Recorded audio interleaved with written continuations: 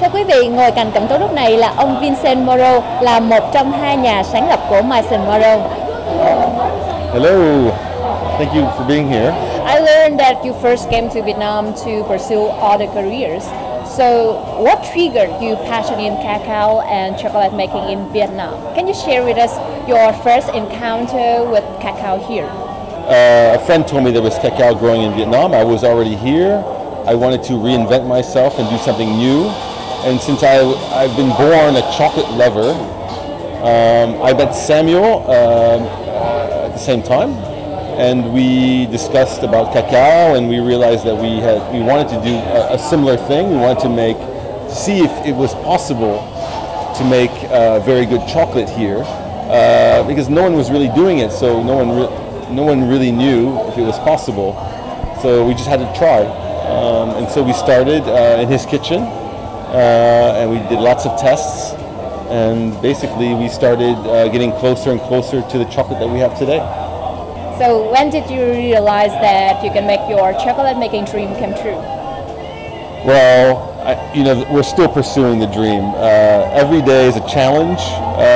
You always think that, finally, we'll be cruising, no, there's always challenges. And we keep wanting to improve and do new things as well. So we're always giving ourselves challenges as well. Maison Marou was a challenge for us. We had never done this before. And in fact, there are very few places in the world like Maison Marou. Actually, there's none really like Maison Marou. This is like a very unique thing that we offer here, which is a complete chocolate experience. So people come in here and they can learn about chocolate, they can taste chocolate, they can smell chocolate, they can drink chocolate. They can see our staff working, and it's all very visible. We're not hiding anything. To the contrary, we want to share. And I think that's something that we is part of our enthusiasm as well for chocolate. So why did you decide to develop your business in Vietnam? Well, the cacao was here. And we were here. And also we wanted to do things differently. We believe that if we could create cacao in the country of origin, it would be an advantage for us because we would be closer to the farms. Traditionally, the model is the opposite. Cacao is grown in the tropics and then sent to colder countries to be made. But with modern technology now, we can make chocolate just as easily here as anywhere else, although we have to be careful with shipping. I can see that here you have chocolate that made from cacao from different places of Vietnam, but don't it taste the same? So no, the cacao does not taste the same from province to province, which is why we have 6 different bars reflecting 6 different provinces, because it gives a different experience. And it changes for me because the cacao changes month to month, the taste slightly. At the moment, I think the lam dong is really great. Lam dong. Yeah, lam dong, yeah. We've won awards for the lam dong. We've won awards for the ting yang is fantastic, and the barilla is very unique. So dam nai is nice as well, gentler, more classic in shape, in style. Sorry. So yeah, and then dak lak is more complex. It's a chocolate for poets, It has a lot of things going on in the dak lak. So how do you work with farmers to ensure the quality of the cacao beans for your chocolate production? Well, the farmers that we work with, to give them a lot of credit, they're very good farmers. What we do is we try to adjust if there are some issues, problems. Sometimes we have climate problems, a lot of rain.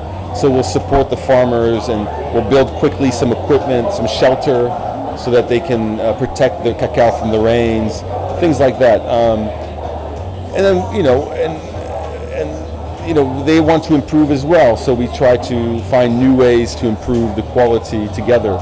So we have a base of very loyal farmers that we've worked with some for 6 years, some for 5.5, 4, and we have a very good relationship with them because we're here and we keep buying and we grow and they grow, and it's a win-win relationship that we need to maintain. What are the ingredients of your chocolate? It's a 2-ingredient chocolate. It's cacao and sugar. Yeah. Quite simple. I mean, it's that simple, and we want to keep it that way. And I think that's the idea of making this kind of chocolate, is that you don't have to add flavors or flavorings like vanilla or other things, and you don't have to keep things healthy and simple. And of course, it's all about taste. Yeah. And you can achieve a very interesting tasting chocolate. Were you surprised when a review on the New York Times said that Marou produced the best chocolate that you've never tasted? Well, surprised no, but honored yes. Our business changed, grew mostly in the United States, and I think it helped us globally as well. I mean, the New York Times, you realize, because we've been in a lot of famous publications, you know, the top French publications, great English newspapers. Recently, you know, Miss Ho Ching, the Singaporean Prime Minister's wife, visited Maison Marou. So I'm really curious that what she ordered during the visit. You know what? I think she bought pretty much, she bought 6. That's her favorite number, 6.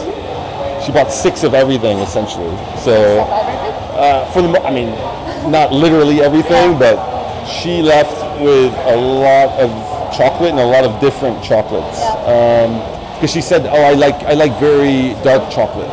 I said, "Oh, how dark?" It's like very, very dark, like almost 100%. I said, "Well, okay, we don't have that in the store today, but I have cacao beans." And she's like, "Oh," and I was like, "I think you'll like it. If you like 100%, you'll like the cacao beans."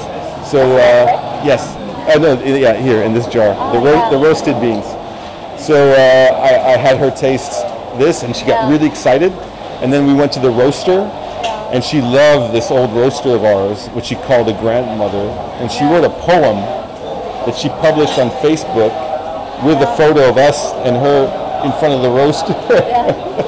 So yeah, we were very honored with her visit.